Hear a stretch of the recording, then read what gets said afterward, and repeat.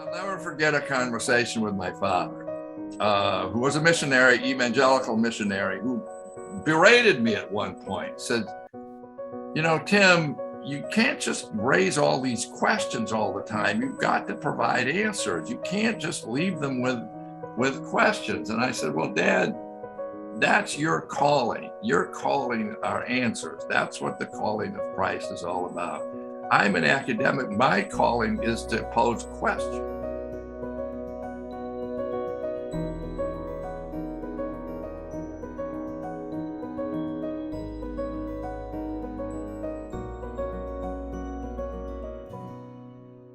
Welcome to Quad Talks 2022, a virtual alumni speakers series where we bring you all together to engage, interact, and be inspired. These talks are presented to you by KIS and Cody Friends International, an independent nonprofit organization in the United States that supports the educational mission and vision of Kodaikanal International School in India and its alumni around the world. Today's Quad Talk is with Dr. Tim Lomperis and Dr. Joe Rittman. And now I take this opportunity to introduce Dr. Joe Rittman, who is also a member of Class of 66. He has played a role in global healthcare over 35 years. He's one of our most active alumni leaders and class representatives. And he also takes a lot of pride in hosting the Cody Lunch every fall and spring in St. Paul, Minnesota. So if you're in town around that time, please give Joe a call.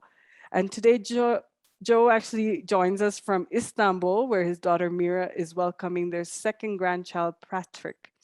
And we're all excited about that. So we're always glad to have you here, Joe, and you're such a great support to us and the school. I'll let you take over from here. Welcome, and thank you very much for giving us your time and mind today. We have 25 minutes. Well, actually, now we already have 29 minutes. So let me give a short rundown of your bio. I'm sorry I don't have the script in front of me because I'm stuck with this Zoom thing and I don't have other things. But as we know, you graduated from Cody in 1965. And we'll go back a little bit on your Cody experience in a second. You went to Augustana College, you graduated, and then you went to the military directly, yes? Yes. Okay, and then you had 2 tours in Vietnam. You were awarded the Bronze Star and other awards after you graduated from the military, after you ended your military.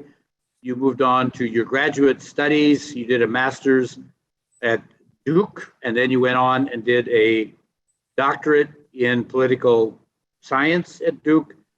Then you taught at Louisiana State, and you ended up finally at St. Louis University.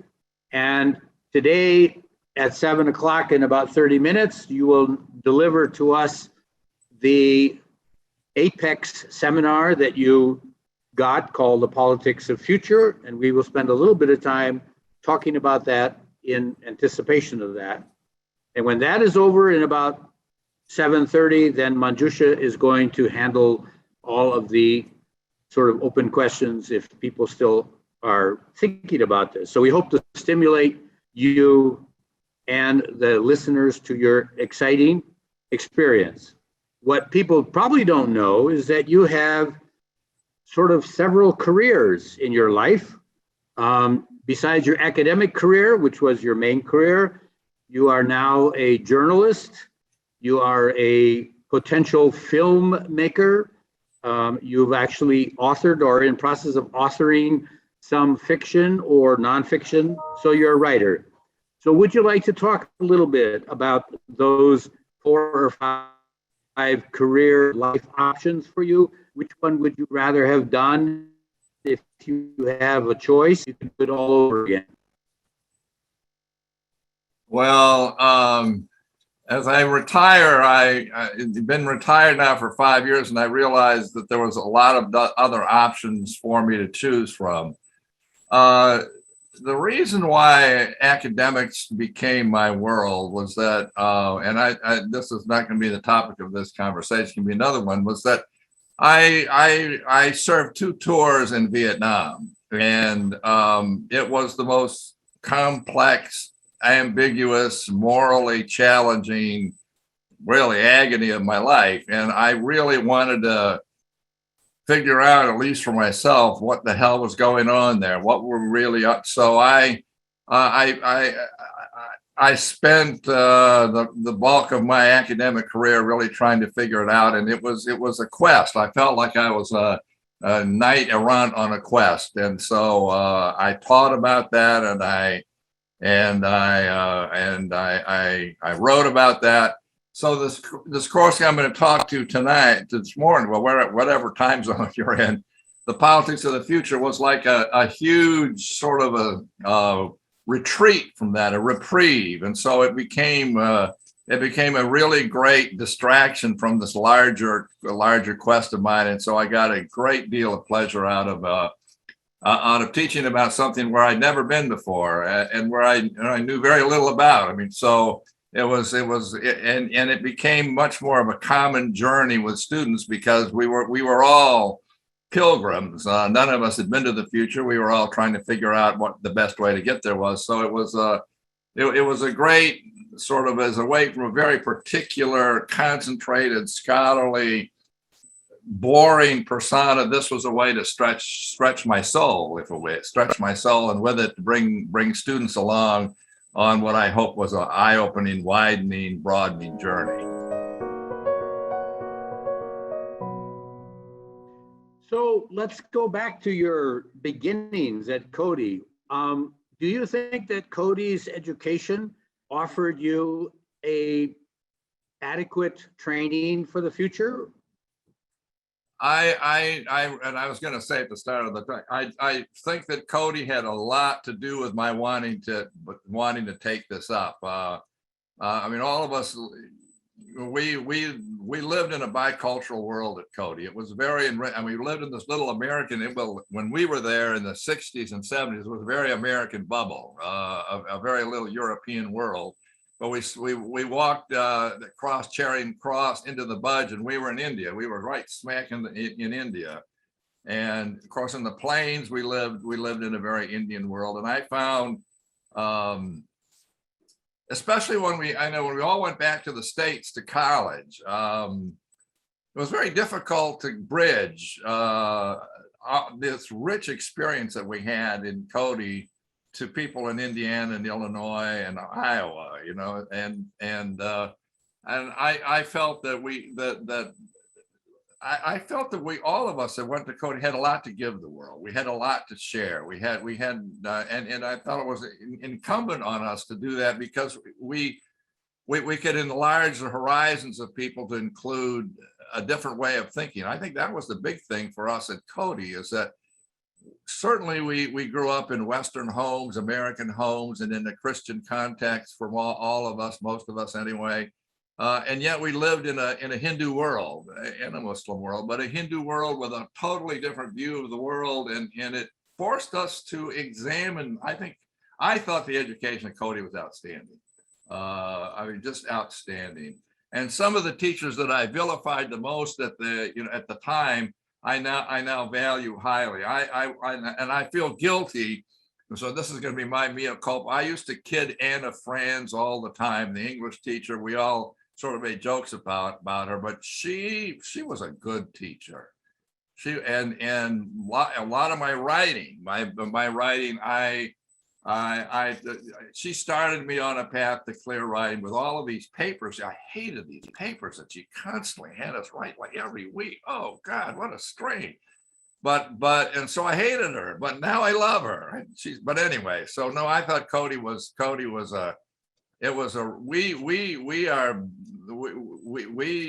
we are beneficiaries of a truly enriching experience. It's hard to share it with other people who live in sort of, I think a lot of people grow up in one culture, exclusively live in a two-dimensional world, and we were privileged to live in a three-dimensional world. And so I felt teaching was a calling from Cody. You know, it was from what I was allowed to expand from Cody's, and you know, there's a lot of us. I mean, you have a doctorate. A lot of Cody kids have gone into academics. I mean, in my class of 65, I think 5 got PhDs and were teaching. So it's a natural Cody thing. Sorry, that got a little long-winded. Sorry. No, that's fine. That's what you have a right to do as an academic, and maybe you're right. Film.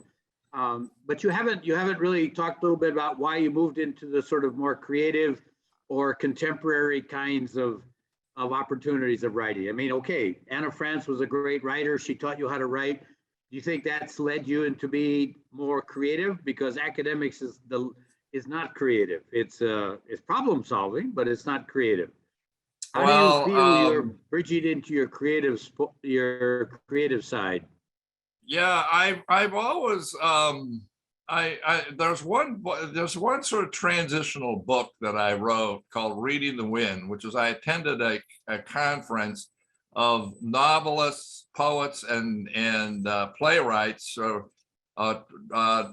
reminiscing about the Vietnam War. It was in 1985, and it was such a blood fest. I mean, people were yelling and screaming at each other, and they decided they should write a book about this. They were all English professors. They all hated each other. And here I was, this lonely political scientist, invited because of my Asian studies background. And so they all asked me to write the book, since I didn't know any of their English battles. And so to write that book, I read over 200 novels. And I began to realize that there's so much more political stuff you can communicate creatively in novels and stories than you can in your academic treatises. So I sort of tucked that away. I said, you know, when I retire, I am not going to write anything with a footnote. And that's where that's the big divide. All right. So I retired and I got into more creative writing, and I no more footnotes. I mean, that stuff is done. I mean, you know, you put all these years into academic writings that 3 people read, you know.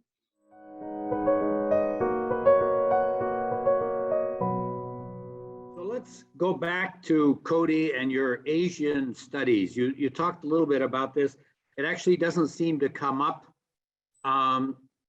very much in your model for the future of the politics. You kind of like dwell on the Hellenic Greek side of things. There's Cody as a European bubble has taken a lot of hits because of its colonial sort of or colonialistic situation. Right. I don't think very many people view America's venture into Vietnam as bridging the culture gap between the East and the West. Hardly. How do you serve this transition? And before you finish your answer, I want to say that, you know, when you talk about the future, we can't really think about a future that doesn't actually base itself now, except in the rest of the world. That is the East, that includes China, Asia. Now we have Russia on the forefront in terms of its politics. So what was your question again? The question is, how do you really bridge into the Asian experience? How do you tie that into our understanding of the future?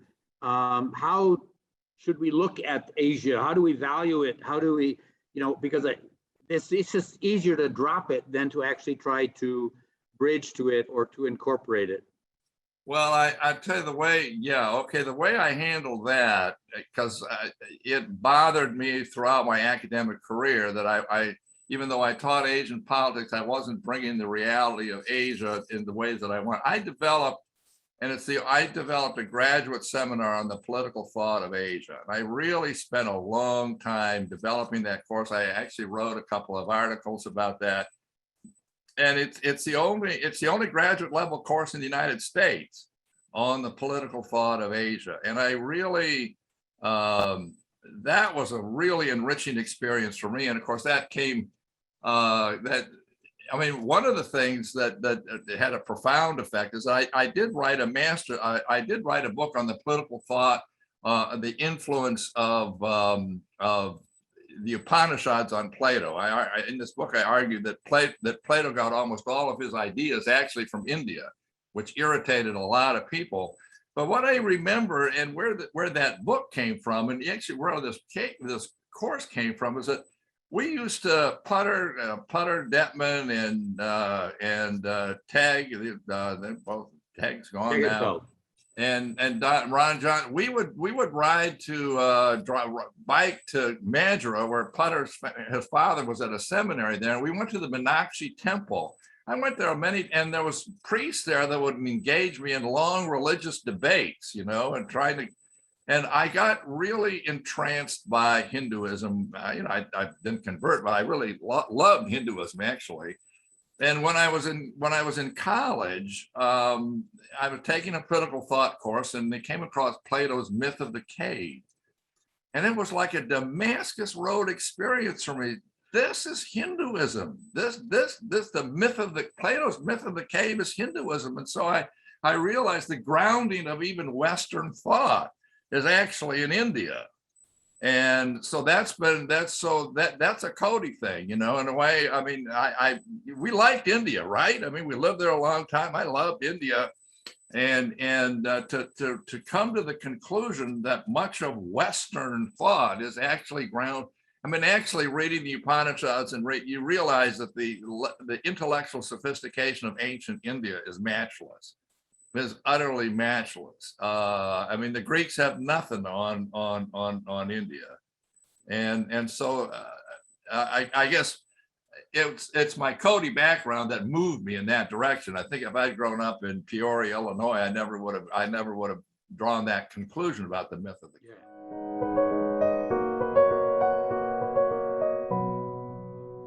Good. So, Mary, are you ready to ask a question or two? I don't see your face, so we don't know if you're still there.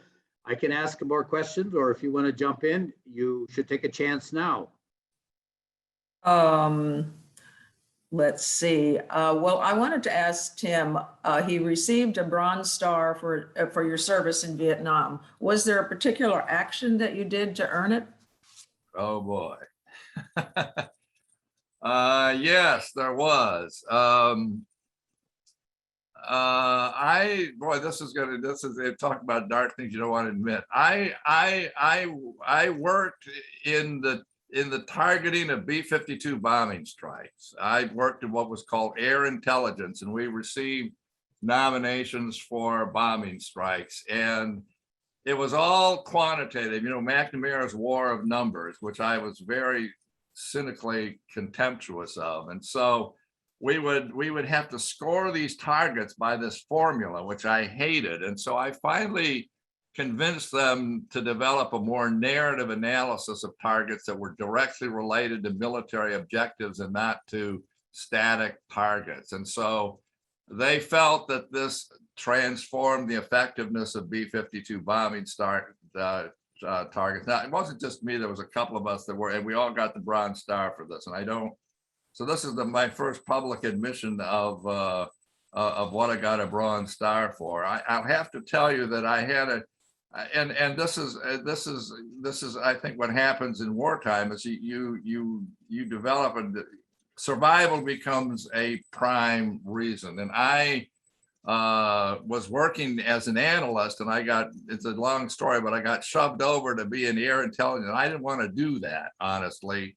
And so I wangled to get a job to teach English at the Vietnamese Military Academy.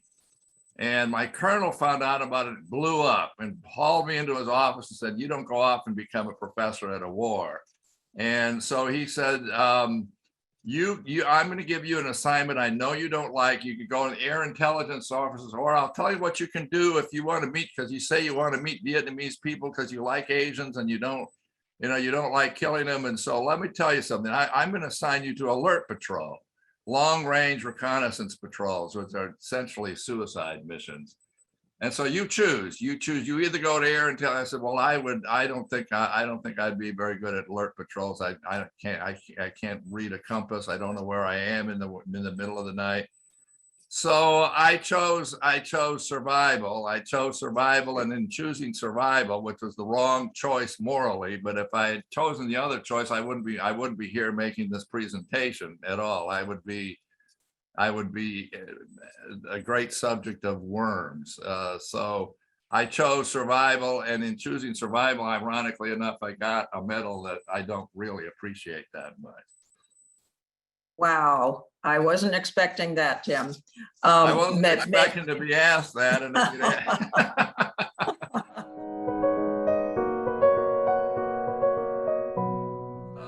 so I stand revealed. Okay, so anyway, that's all right. We're all sinners, right?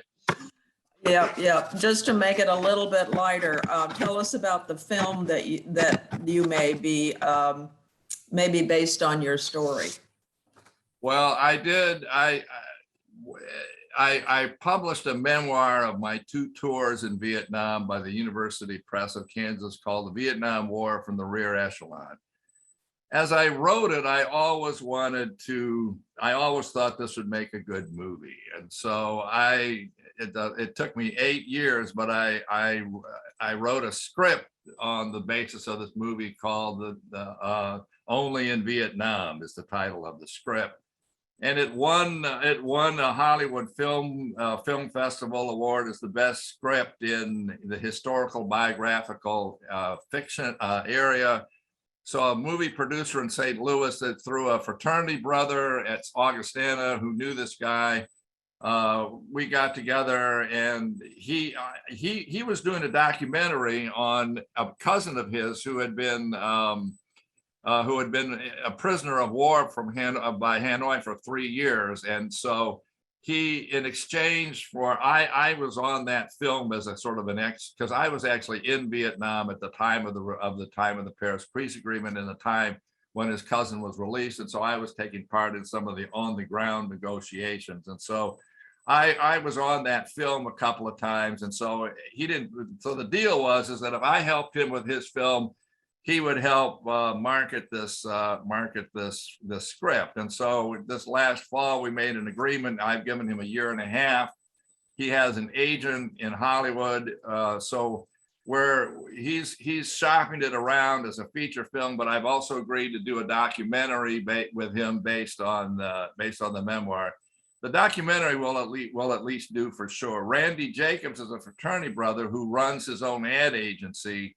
And he's been doing a big bang up job marketing it. So they put together what they call a package with a sizzler, a little 2-minute trailer of the script, which they're shopping around. So it's been we'll see. Who knows? You know what Tim Breitbach, who's the producer, said that the one word in Hollywood that is used 99% of the time is the word no.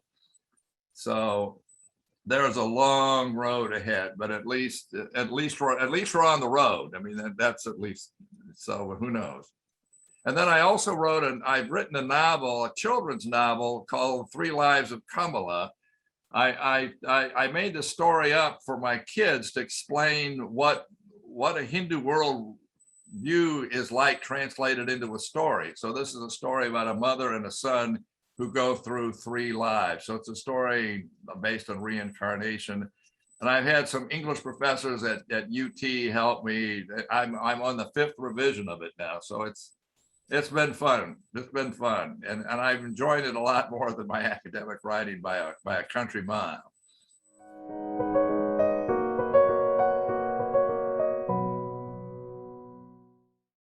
So Mary, more? No, take it away, Joe. So Tim, one of your avatars is as a journalist, opinion editorial writer.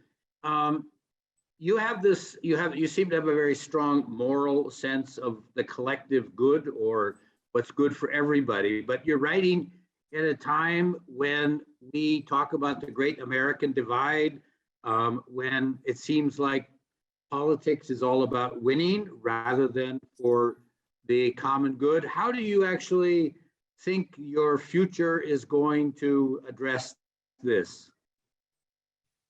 Well, I think one of the things my sister Sue just gave me a book by Daniel Gilbert, like Stumbling on Happiness. And it really resonated with me, where he talked about we make more mistakes by what we don't see than what we see. So I've used that as a kind of a standard bearer for what I'm trying to do, because one of the things that and this is going to be my next column, is actually going to be on this very subject, is that what we see is this partisan divide of the liberals and conservatives yelling at each other, within a gap that's widening and widening. What we're not seeing, and the media is ignoring it, is the fact that there are strong moderate voices. There's the problem solvers in the House, and there's the no labels group in the Senate, and they were absolutely vital in saving this infrastructure bill that just came through. That is, they were able to get Pelosi to decouple the infrastructure bill from the Build Better America bill, and that passed. And that passed because of these strong moderate voices. And the problem is, the general public is totally unaware of the powerful role that moderate voices are actually playing right now. And so I see that as my mission, is to bring to light countervailing realities that are being missed by the noise. And the noise is getting shriller, and as people pursue markets, they say things that are irresponsible, just to say things that are irresponsible so they'll increase their viewership. It's and that is of course undermines the very civility that democracy requires. I mean, if we can't be civil, well, we forget how to disagree courteously. And if we forget how to disagree courteously, we'll never be able to settle differences in the middle, because once you start yelling, you get invested in your yelling and you can't take it back. And we've gotten into a politics of way too much yelling. Well, I don't think we have time to get into another topic, but it seems to me that, civility and January 6th, the year on, is sort of like they don't really get together very well. I wouldn't say it's a contradiction, but they're certainly not. There's no common language of when you have people trying to execute a coup, not a queue, execute a coup. Gotcha.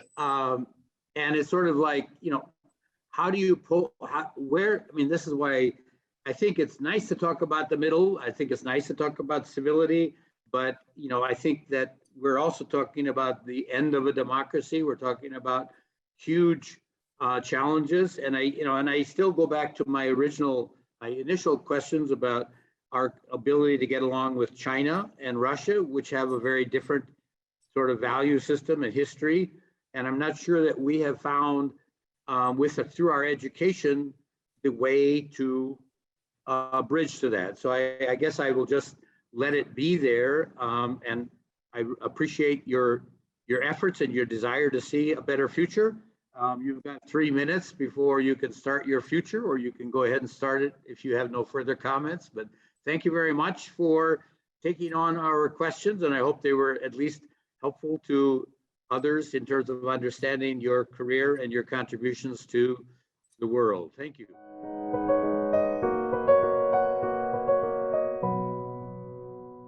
Okay, so I'm very honored to have been asked to do this, and I'm doing this on behalf of all of the Cody kids who have gone on to academic careers. I think that I am part of a wave of people from Cody who took the intellectual life seriously. I think Cody was a place that gave us a sense of both gravitas and a sense of the importance of the world of the mind, especially in cross-cultural peace, actually. And that's sort of what I see as my mission in the futures class.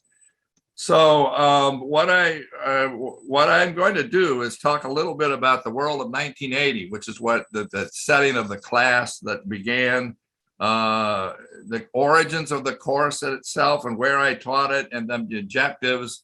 And I do want to close. We all look for a power of one. Is there one life that you change? And I will point to one, at least. So in that is an answer in a way to Joe's last question, that one power of one.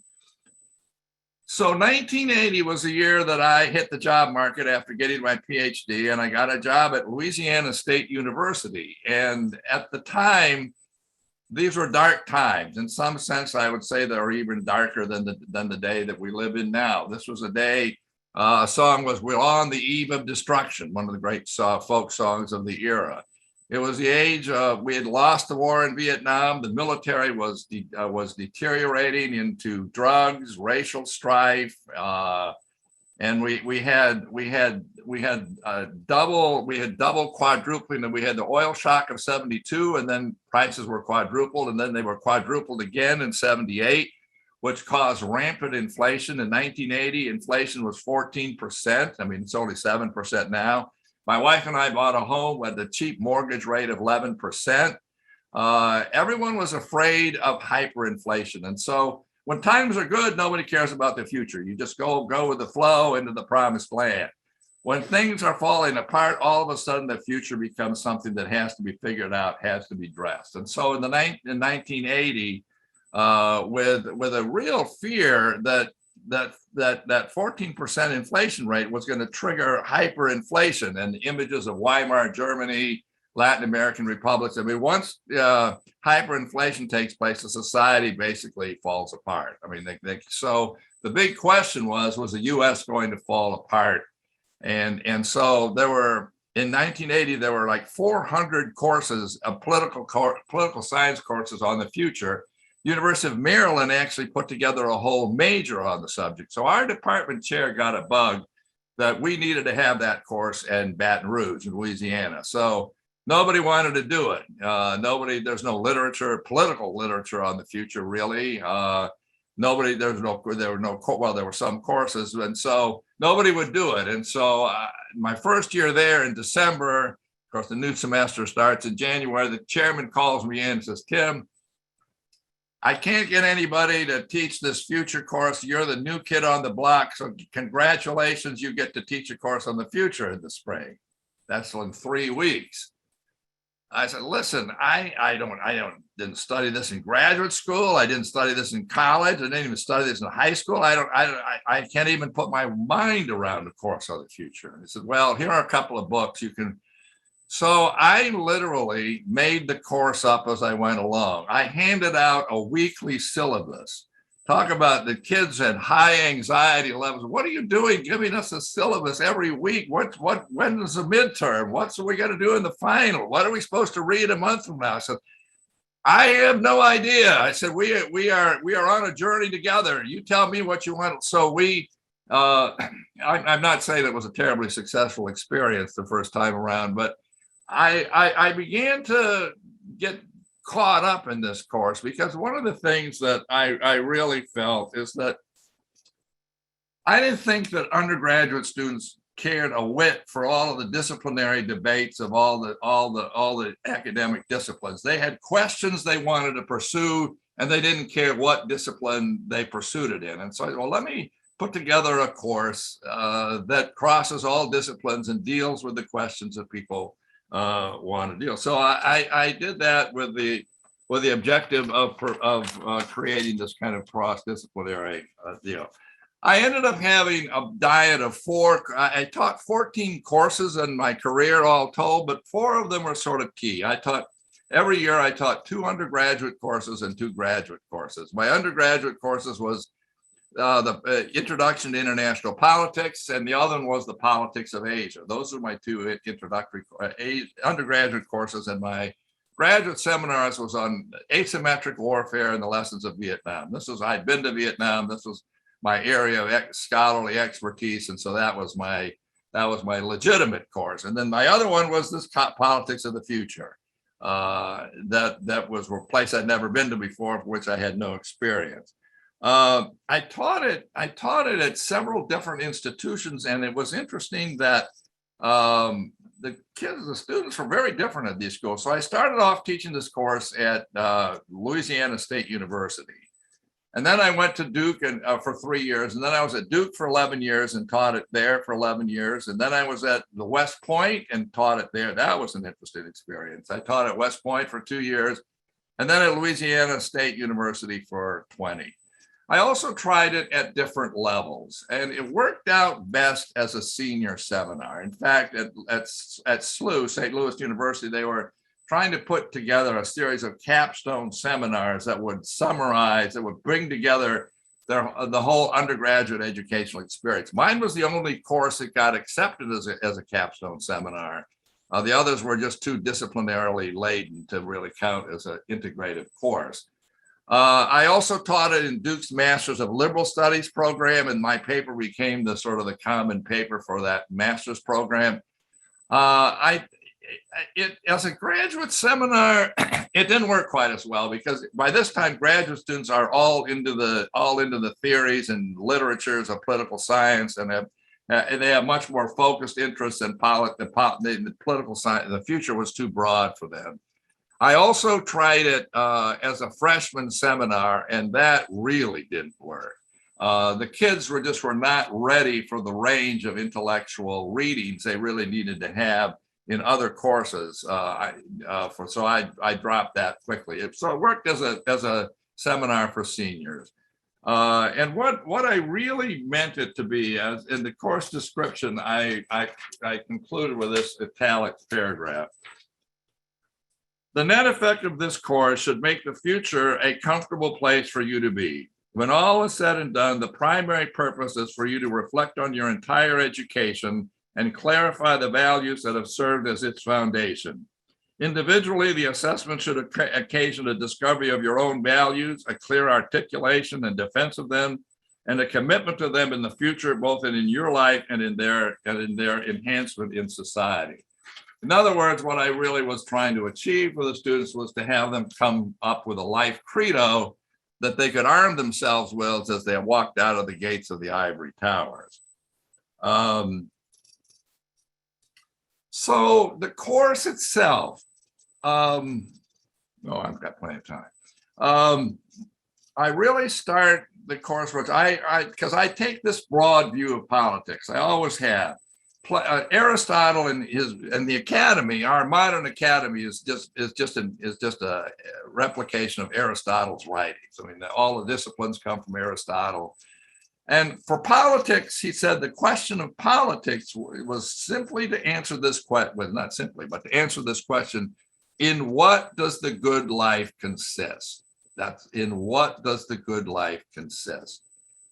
And so that occasions a discovery of values, and what value do you employ in your best moments to bring a better world a better life for yourself and a better world for those around you. So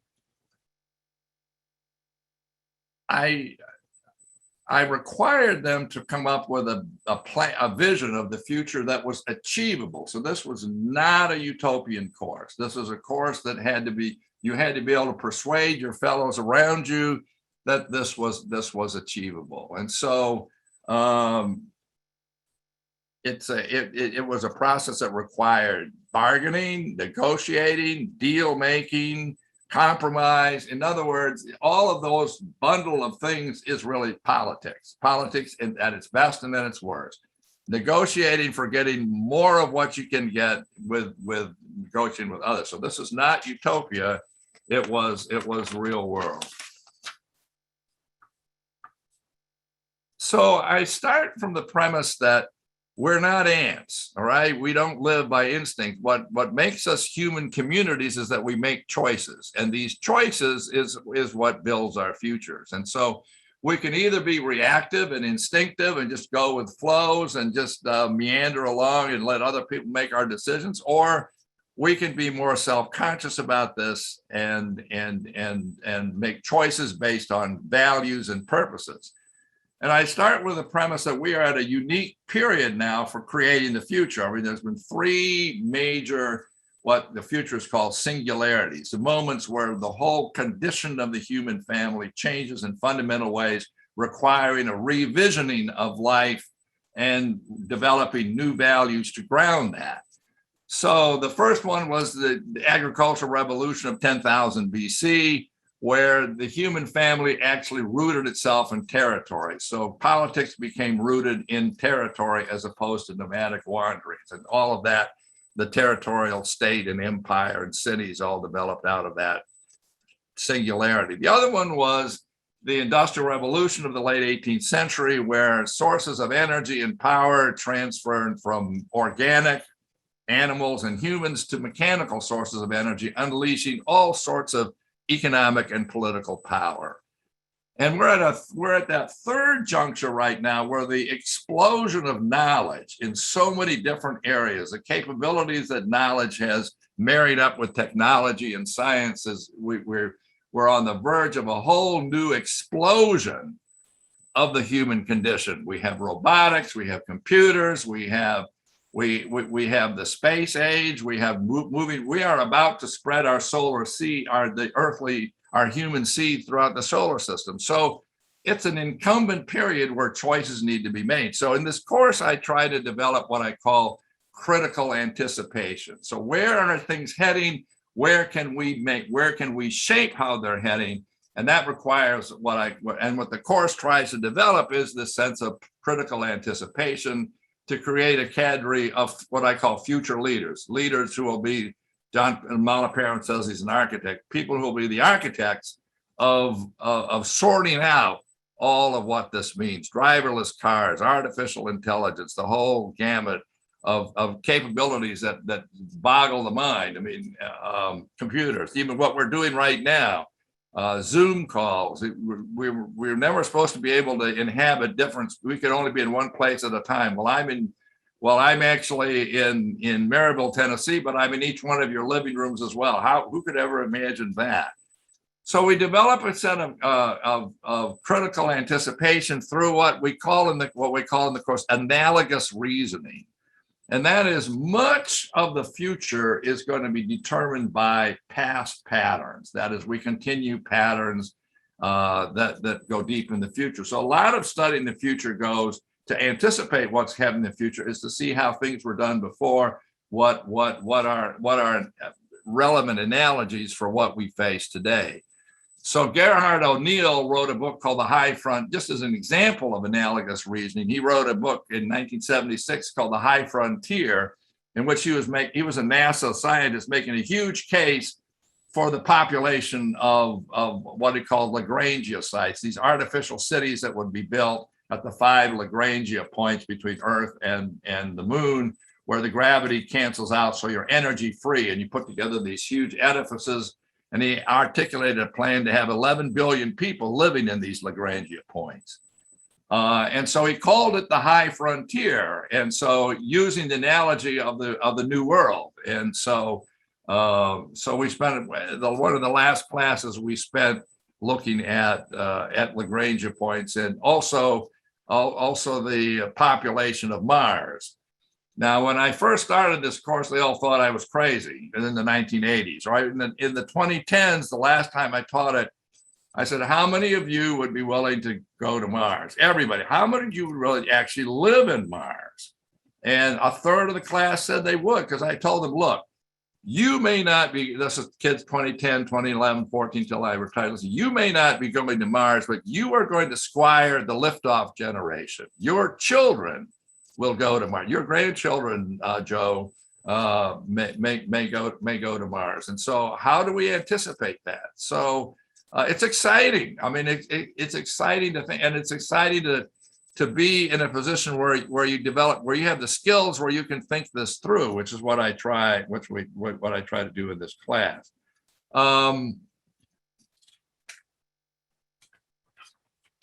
So let me go through what I actually make them do in becoming these future leaders, right? The first thing they do, the first week they do, is they write a 5-page obituary of their lives. And they have to write this based on a core value that they think is the most important thing to live by in their lives. And they need to show how they lived that at least in 10-year intervals, so whenever they decide to move on.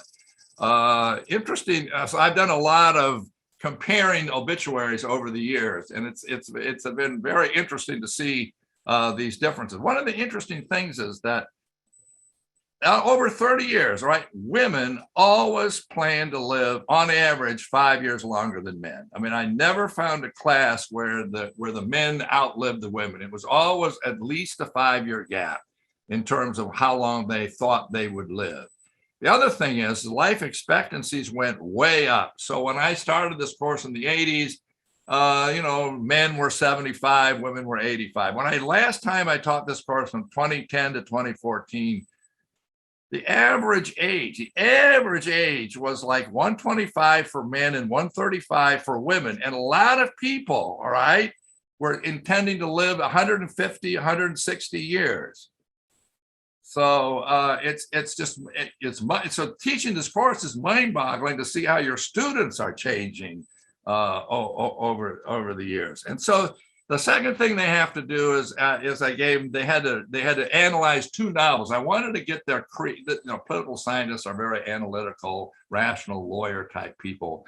And so I wanted the creative juices to get going, to get them to start to develop an intuition. So they had to read 2 novels of the future. One of them had to be a classic and the other could be, and I would help pick the second novels because they needed novels that would go together. So they needed to tell me which was truest, which struck them as truest and why. And this was to develop a kind of creative intuition. Students told me that this novel assignment was absolutely vital to their being able to write the larger assignment. So just some of these novels, some of you may have heard of them. The class Margaret Atwood's The Handmaid's Tale, Edward Bellamy's Looking Backwards, Fahrenheit 451. Of course, the 2 big ones were 1984 and Brave New World. So I had a list of the novels they could pick from. And then they had to write their paradigm essay, The Big Enchilada. This was a 25-page paradigm of the future based on their core value. So the first thing they had to do was to define this core value that was vital to them, and they had to develop. So love, community. You've got to be specific about it in terms of how it can be politically expressed. So they needed to come up with very, I wouldn't say operational, but sort of measurable features to this value. And then they also had to defend it against 2 other good values. Why did you pick security over, or why did you pick order over justice? Why did you pick merit over equity? So they had to justify it according to at least 2 other good values. Then they had to put together a political structure that was reflective of this value, and they had to set it no sooner than 30 years and no more than 100 years out, a political structure. So that's made in a political science course for the United States and for the world. Now, if you could do another country if you didn't want to do the United States. So I did have people do France and some did India. I had a number of, because of my Asian politics, I had a number of Asian students in this class. And so they wanted to do China and India, and that was fine. And then but they also had to do a world system. It had to be both a national system and a world system. And then the big part was the plausibility part, the how to actually get there. So they had to lay out what were the constraints, right? So climate change. What are the parameters in which the future is being navigated? What are outliers where things can't happen? So once they've got the constraints, then, okay, so what are the possibilities? What is the avenue of choice that we can make? And then the second part, okay, having outlined the parameters for your future, then they had to write up an actual scenario for their future to get to this sort of happy state.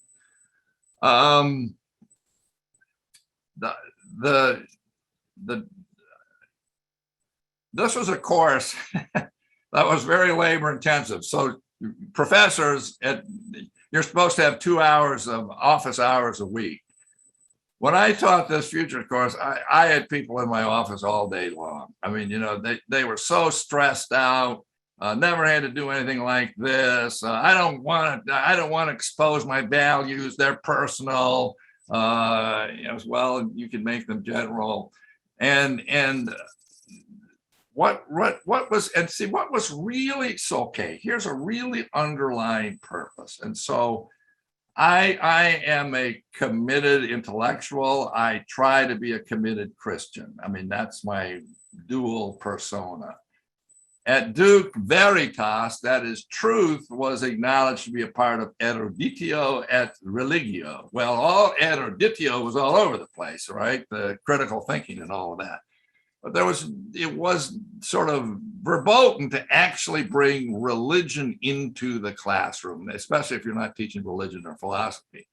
So how do I bring religio? That is, if truth is also derived from revelation, from God and not just from reason, how do we meld that so that students understand it's not education, knowledge is not just science, not just critical thinking, it's also being receptive to intuitive messages, even messages from God. And so what really became critical here was when students came into my office and said, well, I can't pick my value over other good values. I said, well, that's the point. Values really are reflective of beliefs. And so if you want to find out what your true value is, you need to dig deeper and ground it in your faith, in your fundamental orientation towards the world, which this value expresses better than others. And so I didn't make this explicit about Christianity, but the students in their evaluations, they understood. A couple of students said, well, I understood that Lomperis is a Christian, and he makes that clear in his class, but he doesn't push it. You don't have to be, you just know it's there. And I felt that was just the note I was trying to strike in this. And so it was, I'll never forget a conversation with my father, who was a missionary, evangelical missionary, who berated me at one point, said, you know, Tim, you can't just raise all these questions all the time. You've got to provide answers. You can't just leave them with questions. And I said, well, Dad, that's your calling. Your calling are answers. That's what the calling of Christ is all about. I'm an academic. My calling is to pose questions and get them to think for themselves. And I felt in a way indicted by my dad on this, because you do often confuse students and leave them confused. And that's a danger of the critical thinking method. And so I really felt that this was a way of dealing with my dad's criticism in pointing them to the grounding of faith as the primary organizing framework for your intellectual and spiritual life. A lot of people got that. Well, let me close with the power of one, which goes at answering Joe's last question, I guess. So this is not his real name. I had a student at SLU named Mohammed Hussein, shall we say. He was half Pakistani, half Afghani. Like many males, not just Asian males, like many males, he was an angry young man. I was an angry young man, so I relate to angry young men, and I can relate to angry young women too, because I have 3 sisters who sometimes are angry too. So it's the angry of the idealism of youth and the reality of a lousy world. So I taught this course in international politics, and Mohammed was always raising his hand. What about you don't condemn the hegemony of the U.S., the dominance of the international system of the U.S. You just talk about balance of power and multipolarity and bipolarity and collective security. Well, what about a big condemnation of the hegemonic role of the U.S. and Western? And I said, well, so I let him rant. All right, I like the kid actually, and so I let him rant. And then so I would have thought I'll never see him again.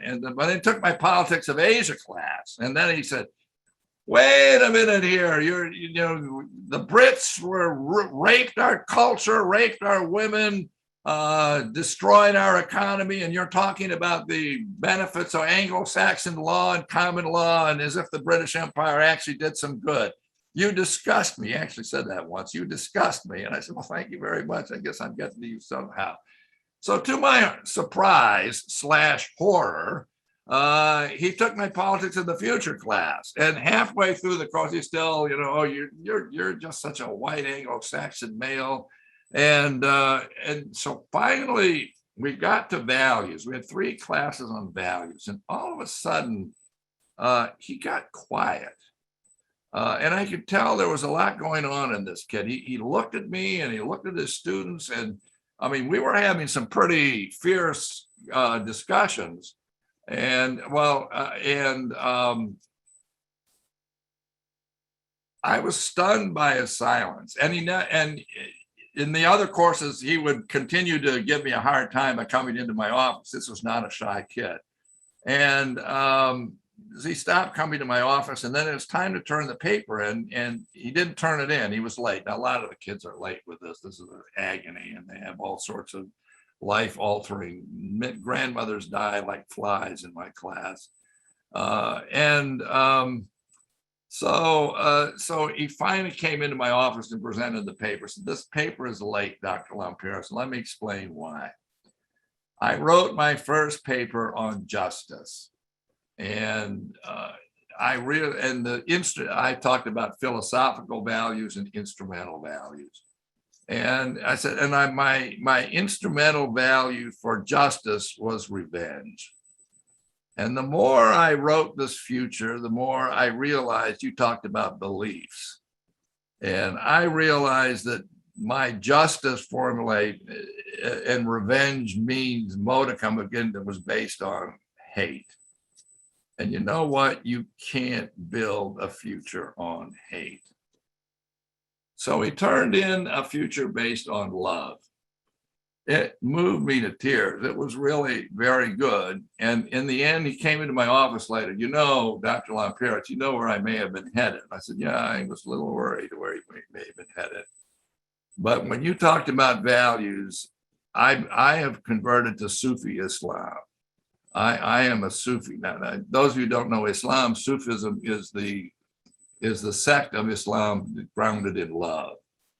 And so he backed off from this path. He is now, and this is not a happy ending for me given my politics, but he is now a correspondent for MSNBC in Canada. So we saved one. Anyway, that is pretty much where I wanted to be. Let me just I had the kids play a couple of games, and maybe I could give this game for those of you in this and play this for yourself as sort of a parting intellectual contribution to this thing. One of the games we played was California 1, California 2, California 3.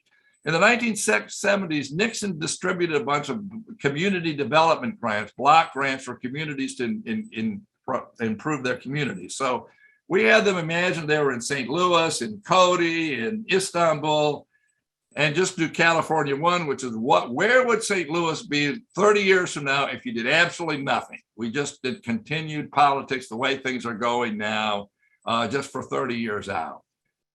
And then we do California 2. California, okay, forget all about the way it is. What's your dream? What is your dream for St. Louis? What is your dream for Cody? What is your dream? Forget about money, forget about practical politics. Just lay out the list of the dream things you want as opposed to the things that are just going, okay, now what can you achieve together? What can you compromise on to come up with a realistic plan for St. Louis's future? Many of the students would cite this exercise as a way to generalize the achievability of their own future. So it's a good thing to play wherever you are. California 1, California 2, California 3. Well, thank you very much for giving me the chance to spout off about one of my favorite courses. You've indulged me, and so I hope most of you are at least still awake if you had a strong cup of coffee.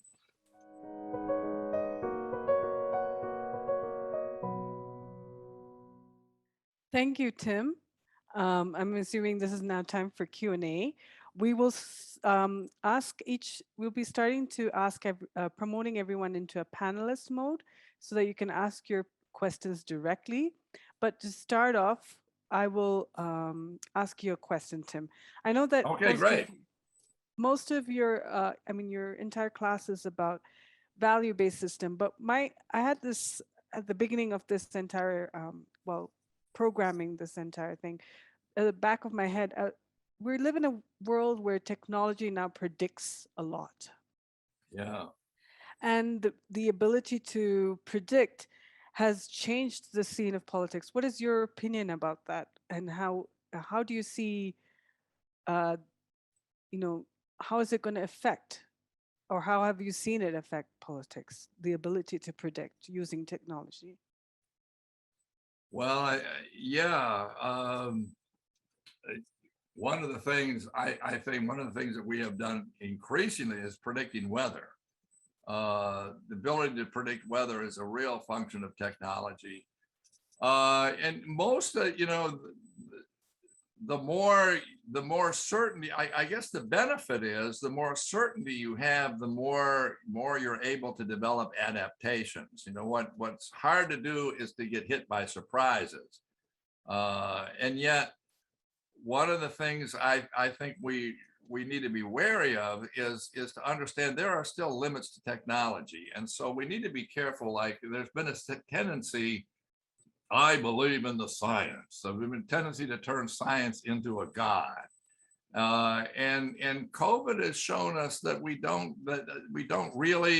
can't be as certain as we think we can. So I think on the one hand, we need to be grateful for the increased amount of certainty we have of the future, as the weather shows us, and as the science on climate change gets better. We have a view of the future, but we need to be careful about assuming too much. I mean, science is a method; it is not a truth by itself, and the method improves by repeated discussions. And science is built on skepticism, really. And so the more we try to see this technology as the purveyor of truth, the more we undermine science itself by pretending there's unanimity where there isn't. And we need to keep that skepticism going as a way to have true progress. So that would be my sort of both sides of the question answer that I usually give. That was a very, very great talk. Maybe I'll ask a question since I'm on. So I was pretty amazed by your two stories involving first your bronze medal. I know you didn't want to divulge that, but then you also later talked about like the British Empire and all of the wars and the violence and all that. So coming back to today's times, what do we need to do to stop all this military stuff in the world? All this, the solving of problems by that's a bigger question. That's a bigger question than I can answer. What is it? It wasn't Plato who said that, but he's the one who's given credit for it, that only the dead have seen the end to war. I mean, my sad conclusion is that war is in the human DNA. I mean, unfortunately, we look at world history and every single generation has its war, and that's never changed. I mean, if there's one constant, unfortunately, it's the constant of warfare. That was my position as an academic. I held the international security position in all of the departments in Asian studies where I taught. So I taught 3 seminars on national security, national security politics. I think one of the things that I would like to hold as a huge lesson, maybe, and that is that I think that nuclear weapons has driven the reality of systemic war away. I don't think that China or Russia or the United States are seriously contemplating a general, like a world war. I think a general global war is off the table, and that is at least a matter of huge progress. That there are going to be other regional wars. I don't see how we can avoid that in the Middle East.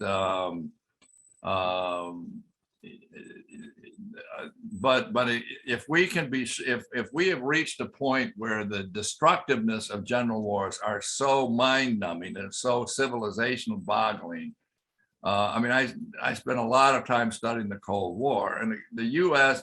I mean, I think one of the most interesting things, poignant moments, was backing off from a nuclear war and the Cuban Missile Crisis. I think that in a way, all of the discussions of the Cuban Missile Crisis is a hopeful answer to your question, where the US and the Soviet Union backed off from what they realized would be far too destructive a war. So maybe the sheer destructiveness of our militaries will dampen the usual paths to war. I think the more we can look at the causes of other wars. I would say that with respect to the Ukraine, I think everybody, in terms of analogous reasoning, everybody is looking at the origins of World War I now, and trying to make sure that we don't follow down a similar slope of alliance commitments and whatnot. So I think that my hopeful note is that I do think that we will back off in the Ukraine from the war. Now, I could be proven wrong in 30 minutes, but I'm hopeful. If we look at analogous reasoning from previous wars, I don't think there's I don't think there are the war signals that there have been in other historical instances. So maybe we're backing off a bit, Hans. That's the only hopeful thing I can say, is that maybe we're backing off a bit. Bob Gibson, I haven't seen you in a long time. Oh, hello. Listen, so nice to hear and visit with you. And I also went from college to a McNamara Fellowship in Southeast Asia. So we Oh, wow. I share a little bit of that. I would like to return to the discussion of values. And you talked about how over time people's view as to the longevity of their life extended. Yeah. If you could talk a little bit about the 3 or 4 or 5 values that were most used in your classes, and did those change over time? Interesting question. You know, I got really varieties. You know, there wasn't like an orthodox trend. I got a lot. Of course, I got a lot of democracy. Democracy was, and freedom. Freedom was big. Democracy was big. Equality was big. But also, especially when I was at SLU, the SLU students were quite more religious than other institutions. So a lot of them chose community. Community was a big value at SLU. Community. Family. I had some people use family as a value. We had to do a lot of discussions about just what family meant, but they wanted to sort of implement a family ethic on the world. Some patriotism, not much of that, but more. And then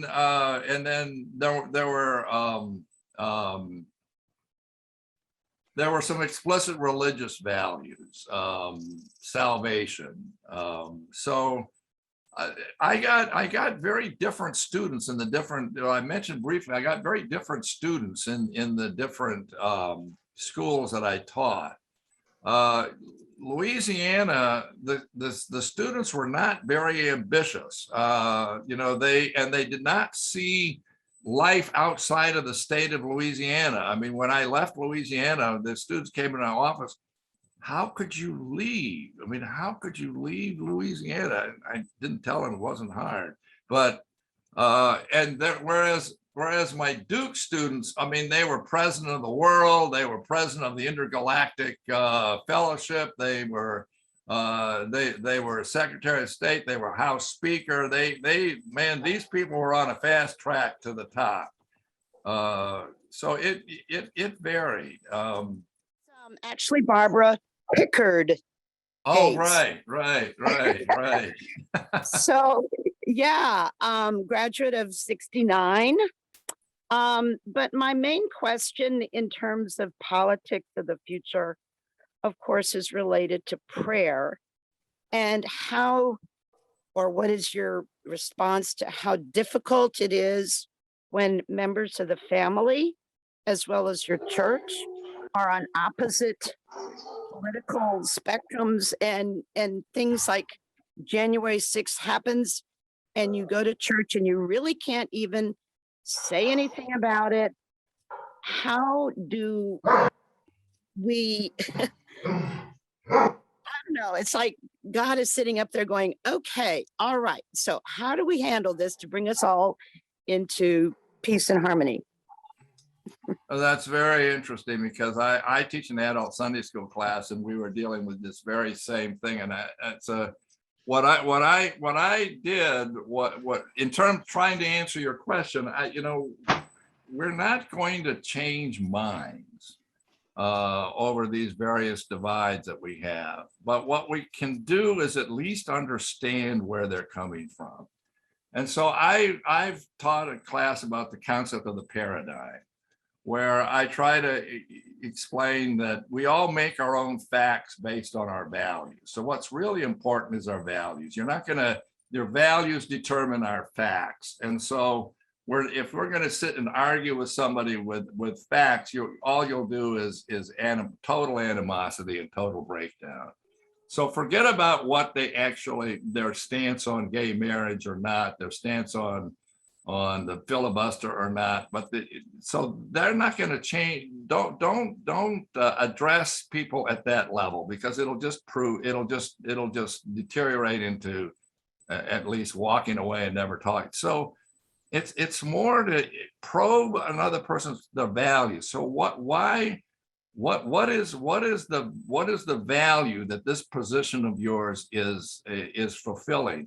What I have found when you start talking like that is that if you step back from the facts and then the contentions that develop from the facts and get into the values, why you think, there's a lot more commonality between people who are yelling at each other if you confine your conversation to understanding. In other words, cross paradigm communication is very difficult. You can't persuade somebody to your point of view from your worldview's perspective. You need to get into their worldview and get them to talk about their values. And most people are reflective and philosophical and willing to share their values as long as they know you're not going to argue with them about it. And so then that gives you a chance to, well, this is the value that I have. And then you see I've seen this happen over and over. Then you see if you can cut a deal, if you can cut some mutual tolerance, and then where there's not going to be agreement, then you just leave that aside. I'm talking about personal relationships, and I have found that arguing never gets you anywhere, basically. Never. Right. Absolutely. Well, thank you for that. And yeah, for me, because I don't have the ability to really debate or express my feelings, I tend to just not address it or switch to another topic or whatever. But yeah, I think that's great. And thanks for your insight on that. I think it will help. I think as long as you all agree that this is not going to be a fight. This is going to be, we want to understand each other, and most people are willing. Okay, if that's all we're going to do, then I can explain who I am, and then it gets personal, and then you get to be friends. Right. Okay. Thank you so much. Tim, it's good to see you here. You're the one member of your family that I don't know as well as your sisters or your parents. I know you know everybody but me.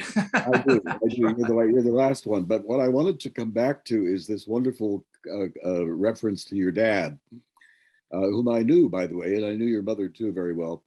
The blending of that value that your dad thought was so important with the lecture method that you were using, that sort of right to left brain continuum.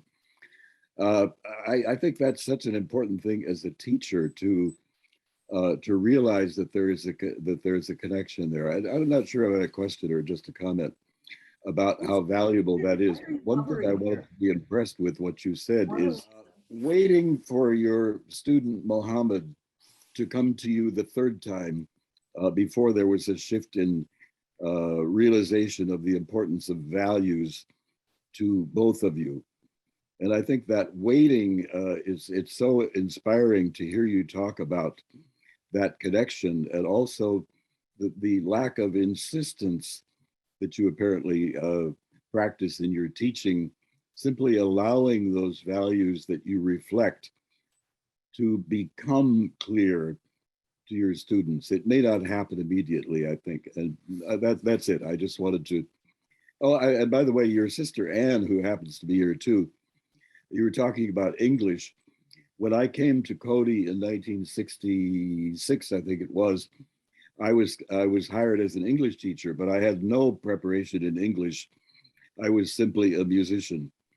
And your sister Anne came up to my desk and said often, maybe we should do a little vocabulary, or maybe some grammar or something like that.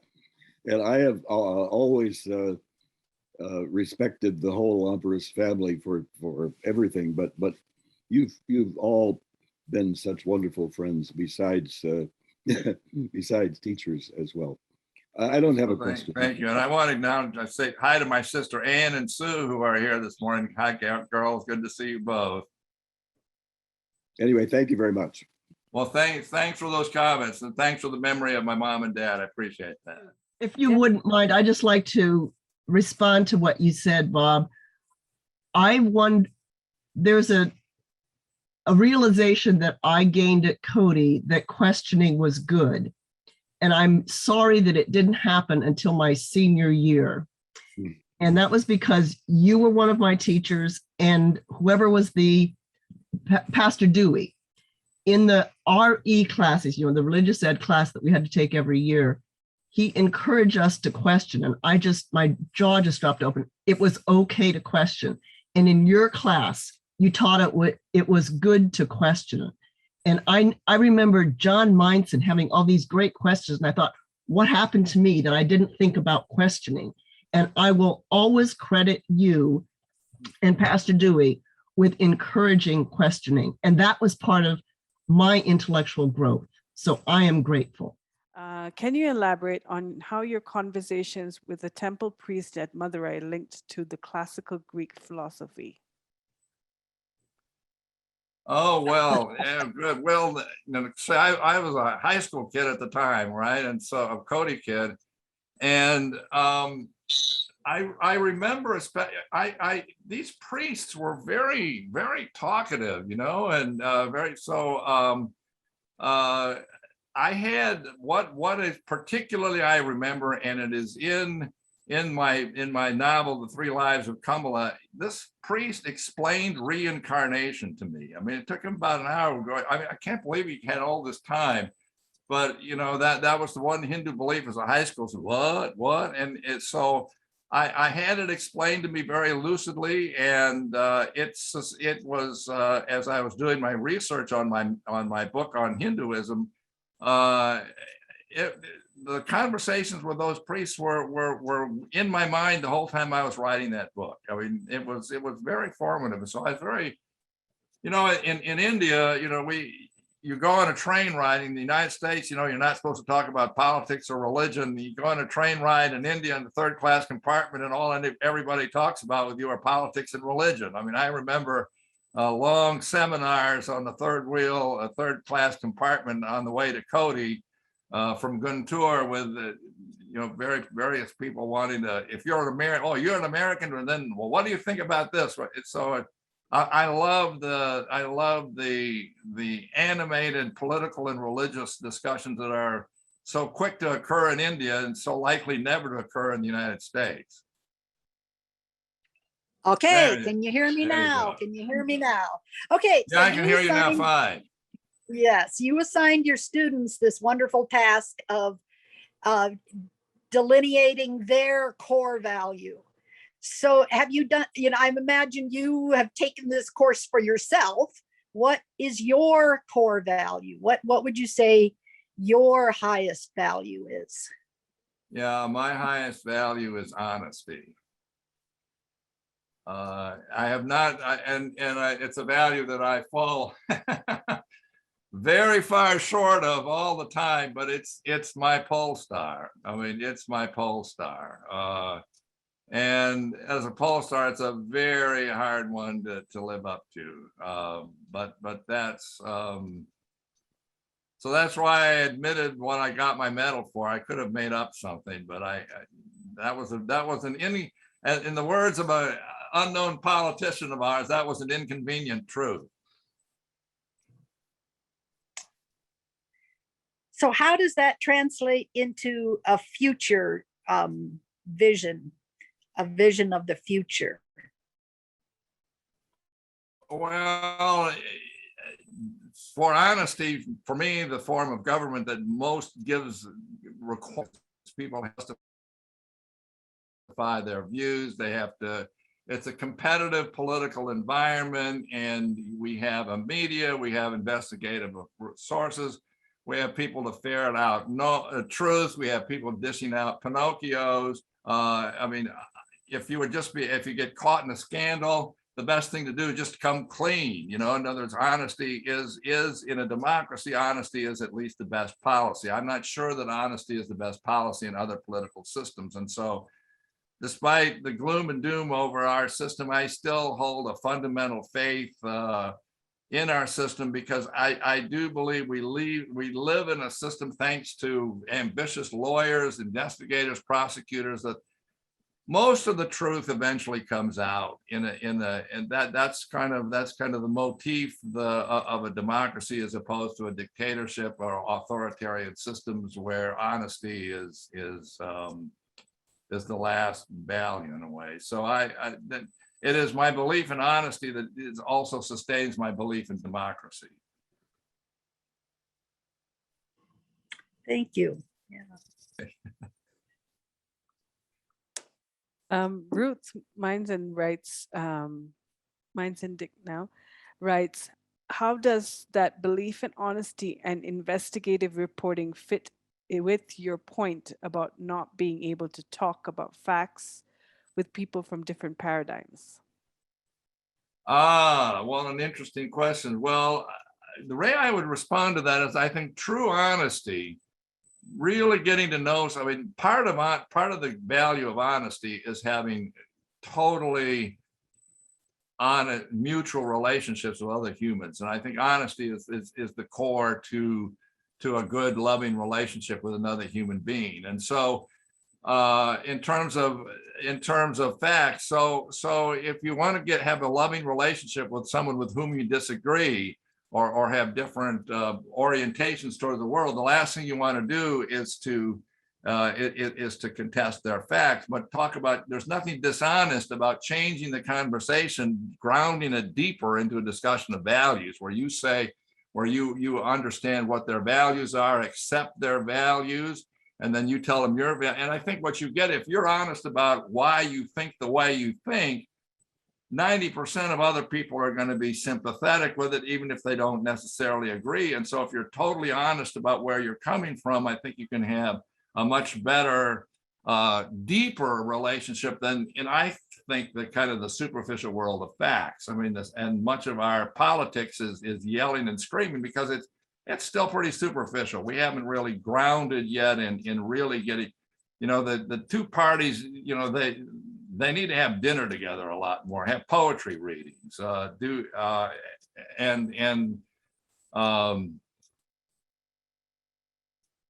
there's honesty is not bettered by being very shrill about who you are and confrontational. That's, I think part of, for me, honesty is also accepting the genuineness of the human condition, and that, just about everybody who is a human being is worthy of your respect and is worthy of your wanting to get to know them on a truly honest basis. Let's not play games here. Let's just admit, I am a white man and I grew up in a white world, even in India, and there's huge limitations to that. And I'm sorry for the ways in which that has been received and oppressed by others. But I'd like to get to know you better, and can we get to know each other as people? Or admit your limitations, express a desire to get to know the person in their own terms. And that to me is another part of honesty. But thank you so much for that, Tim. That was a great talk. Thank you, Joe, for joining us as well and giving us that head start into Tim's life. We had a lot of insight into his other side as well. Thank you, Mary, as well, for pitching in, and Sylvia as well. Thank you, everyone, for coming and supporting us in the Quad Talks. We have a few more coming up, so keep your eyes and ears open for the coming months, and we hope to see you again.